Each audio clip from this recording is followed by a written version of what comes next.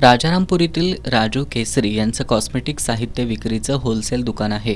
त्यांच्या कॉस्मेटिक व्यवसायाचं मार्केटिंग आणि वसुली करण्यासाठी असलेल्या कामगारांसाठी रुक्मिणीनगर परिसरात केसरी यांनी भाड्यानं फ्लॅट घेतलाय.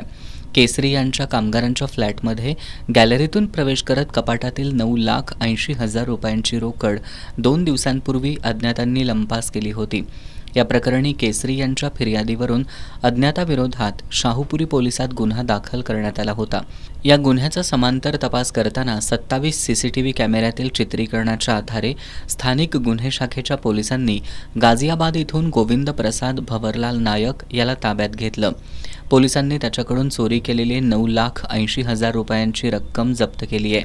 ही कारवाई पोलीस निरीक्षक रवींद्र कळमकर यांच्या मार्गदर्शनाखाली सहाय्यक पोलीस निरीक्षक चेतन मसुटगे, अंमलदार शुभम संगपाळ, संदीप बेंद्रे, विशाल चौगले, विजय इंगळे, अमित पाटील, विलास किरोळकर, सागर माने, लखन पाटील, महेश खोत, अमित सरजे, गजानन गुरव, योगेश गोसावी आणि सहकाऱ्यांनी मिळून केली.